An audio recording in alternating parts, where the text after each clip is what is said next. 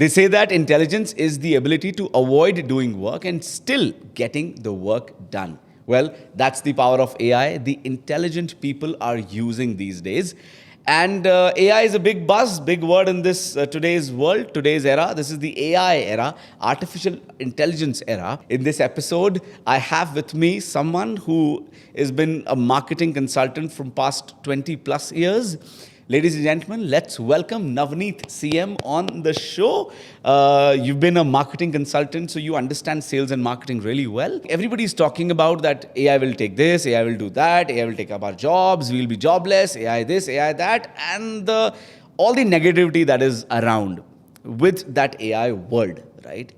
I want to talk positives about AI with you today, and I want to understand how AI can empower us, how AI can make our lives actually better, and how AI can give me a good jump in my salary, in my business, in my profits and everything. I'm really super excited to be speaking about AI. Thank you so much, Keshav, for inviting me, first of all, and second, choosing this fantastic topic about AI. So, any product life cycle, it has four important aspects. One is the introduction phase, one is the growth phase, one is the saturation, one is the decline. Okay. AI is still in the growth phase. We have introduced it, we have grown it, it is still growing. So AI is the basic ability of the machines to mimic the human cognitive function of learning, of gathering, and problem solving. And then there are neural networks. There is weak AI, there is a strong AI, then something called as machine learning, and there is again deep learning. So weak AI, we have been used into that. I don't know why people are so skeptical or apprehensive and why we have to be scared, because this has arrived 15 years back. The day when India saw their old Nokia handsets being replaced by Samsung or Motorola, that is where AI entered it. So there was voice command, Right. there was face detection, Right. there was finger point detection also. So that is the weak AI, which has already arrived more than 1.5 decade back. Right. Now there is something called as strong AI. Strong AI is, it uses the neural networks and it becomes the human brain altogether. It is not mimicking, it is trying to become as intelligent as the human brain. Right. So then what it is doing is, so it is having machine learning. So the machines, what we are giving the generative data, machines which were understanding a little data, now it is trying to understand a deeper data. So through the neural networks, so it is developing the intelligent quotient, which you are just started the episode. Right. Intelligent quotient in the sense, now there is a huge data everywhere possible. So that data is basically complex, lakhs of data, crores of data, millions of data, billions of data. Now what you have to do, you have to automate the data. So AI is automating your data, Right. and making it available in a simpler format, and it is giving us the edge of intelligent decision making. So that is where, for example, Netflix. So it is something, it is a strong AI. So it gives you algorithms where it takes the customer preferences and tastes. Yes. Even 10 decade back, there was a huge competition between Pepsi and Coca-Cola. Right. They were doing brain mapping test, MRI, magnetic resonance imaging. So they were blindfolding the respondents. They were just giving one glass of Coca-Cola, one glass of Pepsi, and they were trying to identify the test. So people were blindfolded to know what their brain mapping acts, what will be their customer preferences. They were so closely watching. They were doing the blindfold test, thinking whether Pepsi is sour, Coca-Cola tastes a little sweeter. So those kind of brain mapping techniques were used to understand the customer thing. Now it is revolutionized. See, IBM has got a machine called as Watson. IBM Watson is so famous in healthcare providers, Right. that it is helping people to give all the millions of data for the healthcare providers. Why Correct. healthcare providers? People who are drug manufacturers. So which is the molecule that is working to a particular patient. Prior, each pharma company used to take 1 year, 6 months of research. Now, 1 year, 6 months research has come down to just 15 to 20 days, where they've got the AI data. So that is helping us. Robotic surgeries is such fantastic. So people are getting, and prior 2 decades back, people used to die because of complicated surgeries. Now, complicated surgeries have become so AI because there is no doctor's intervention there. So, doctor has to observe it and he has to completely place that robotic surgeries. Robotic surgeries are more common now. So, a diagnosis is happening. So, cancer patients are getting benefited out of it. Endocrine cancer patients who are just having a lifespan of now 6 months that has been extended to more than 5-6 years of healthy life due to this AI technology, because AI is diagnosing at a more faster rate. Exactly. Prior, if a cancer patient was going to an oncologist, if a stage would be 3 or 4, it easily would transit from stage 3 to stage 4 in a matter of 1 month to 2 months. Now, so that is being stopped. The cell growth is being stopped by the perfect diagnosis. So healthcare industry is really benefiting it. So cancer patients and patients with cardiac issues, cardiothoracic, cardiovascular, everything, it is interventional technology where AI is being used seamlessly. Right. And drug manufacturers are using it left, right and center to make the molecules available. So now AI has taken it. So there are so many examples I can give. Now if we can say, so Tesla, Apple, Google, everything are giving autonomous vehicles. Autonomous vehicles is the new happening. If you just take a city like Bangalore, which is having a population of 1.6 crore, there are 1.1 crore vehicles here.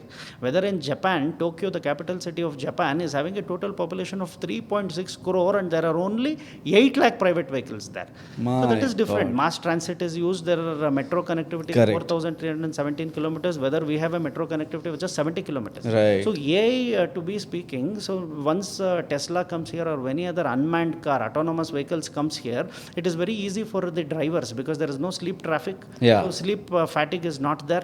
So if a person has got some late hours at the office, he will be honking in the signal and signal light passes it, but he will be there. So there will be a redundance. So diligence, human diligence is different that of a computer intelligence. Right. So AI reads the road conditions, AI reads the traffic signals, AI autonomous vehicles are the need of the hour, especially in a crowded a place like India. Yeah. So what are the benefits? So road accidents are lesser because there is no driver fatigue, driver intervention is not required, crashes will not have, pedestrians are very safe. So AI is coming in a very big way in autonomous vehicles. So what it does now, totally there are 434 deaths per day that is happening in India. My God. 1234 road accidents are recorded every day. Even our Honorable Minister of Surface Transport, Nitin Gadkari, in the floor of the House, gave up saying that we cannot do anything. My department and the government have failure in curbing the road accidents, because now there should be a technology in the future where AI will tell that if the two-wheeler riders, both the pillion and the rider, is not wearing the helmet, the vehicle will not start.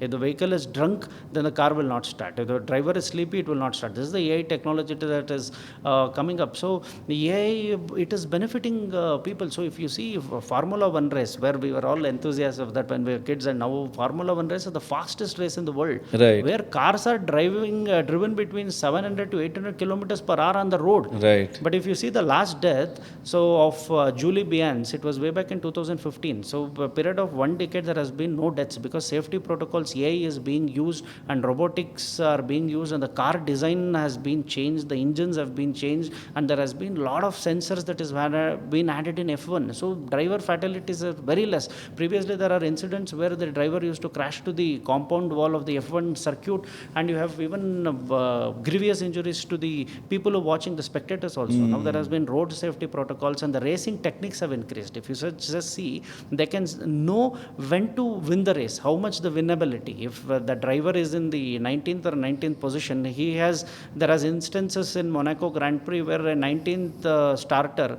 was able to make a podium finish of third, because it is only because of the technology, racing technology, so all-weather technology. Formula 1 is used, and latest technology of Indian cars, one example is Innova High Cross, which has come with 2025 model, has come with a pedestrian sensor. So that is a simple technology. If the pedestrian goes near the car, then there is an alarm to the driver and to the pedestrian. So pedestrian goes a little far off from the car. So, and then speaking about the military intelligence, Operation Sindoor, so superb precision technology that we have. So you're saying that AI was used in Operation Sindoor? Yes, very much in drone technology, and there is something called as SAMA. It stands for Situational Awareness Module for the Army. Okay. So it comes under drone technology. Swarm of drones were used. It is a game-changing technology where the counter mechanism is also there. The drones, Indian Army is the first to operationalize the use of drones in the military warfare. They were the first operationalized strategy. Now the drones are two-way communication. If the enemy hits the drone itself is capable of hitting the enemy. So unlike drones of 5-6 years back, almost a decade back, the drones were only one way. It could only hit precisely the enemy's target. But now it has gone two-way. So that is the precision technology with which AI is used. Got it, And got it. TCS has also they have got their own AI, TCS. Tata Consultancy. Services have got a Digibolt. So Digibolt is an AI-powered system, so where almost the pension records of the Indian Army are there, and Indian Army is only one of the two armies in the entire world to digitize their records. So Digibolts are digitized, and even the army, pension armies are taken care by Digibolt. So military warfare, if you see World War I, the total fatalities was 1.5 crore people were the casualties. World War II, 8.5 crore. The Russia, Ukraine, any war is not good for the nation, but just keeping a perspective of using the technology, there are only 8.5 lakh people who have been killed. Like From 8.5 crore to 8.5 lakh. 8.5 lakh. Very nice point that you made. It's a good observation. So it is only 8.5 lakh because the war is becoming more precise, and here civilian targets are not being hit. Even the terror crimes during Operation Sindoor were hit, but civilians were never hit. Civilians did not get killed when POK was bombarded by the Indian Army, and there were targets of around 9-10 targets of terror camps that was identified, and it was marginalized. So, and there is a military college of engineering and telecommunication where they have recognized center for artificial intelligence. So that is why Indian Army has recognized the Military College of Engineering and Telecommunication Center of Excellence for AI. So AI is everywhere, and there is something called as the DRDO, Defense Research and Development Organization, has got a separate wing as CIAR. It is a Center of Artificial Intelligence and Robotics. And IDEX is a program where now we are speaking about the businesses. No, all startups, please listen to this, all startups who are there, you try to use all the technological skills to give cutting edge AI solutions to Indian Army. Indian Army has been inviting so many startups to be a part of their ambitious growth. And there was a symposium of that is called as AI Defense, AI Defense Symposium. So there Indian Army rolled out 75 defense products consisting of AI. 75 different products. And more than that, now the India is coming up with a very super ambitious cloud. So we have all learnt about cloud computing. That is a great opportunities in cloud computing. So now the OpenAI platforms that we have got is GCP by Google, and we have Azure by Microsoft, and AWS by Amazon. Entire data of India is into that now. So now India is coming up with something called a sovereign cloud. Sovereign stands for sovereignty of the Republic of India. So now data is taken so seriously. Data leakage is also just like a war. It is like a cyber leakage. Confidential information of it may be the birth, the death certificate, the Aadhaar cards, the PAN cards, what we do, what we earn, what are economic indices. So everything should not go to the enemy's hands. We have got adversaries in China in the form of China, adversaries in the form of Pakistan. So the sovereign cloud, so where Indian data will be collected, 150 crore data, what we have, entire data will be in India's sovereign cloud. It can only be accessed by Indians.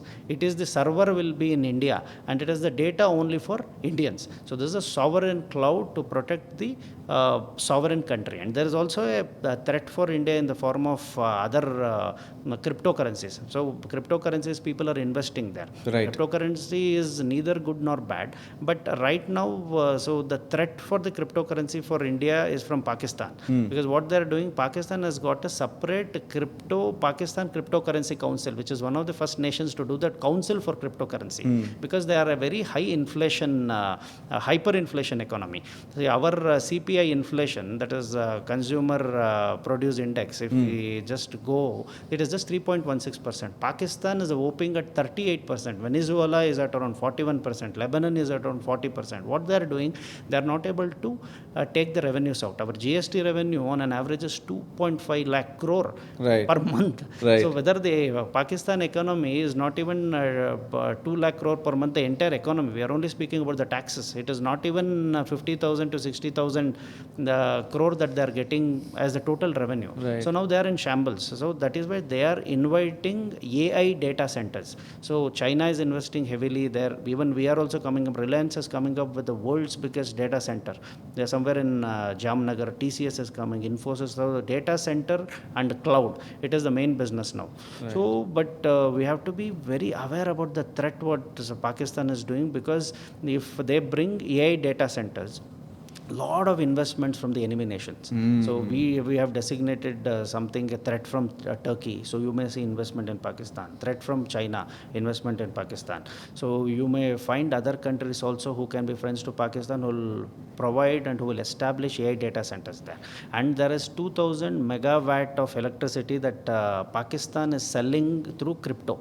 So there is surplus, even there are solar panels that has been installed, and there is a surplus electricity demand in Pakistan. So what they are doing, 2000 megawatt, they are not selling for Pakistan currency. They are selling for cryptocurrency. So it is quite dangerous, where India has to closely observe the movements of Pakistan and AI data centers. So there is a threat also to the sovereignty of a nation, because they are being our adversaries for a very long time. So we have to be very careful with AI also. This is what we have discussed is about the boon, and somewhere it can also be a bane also. Correct. Boss Wallah. Be the boss.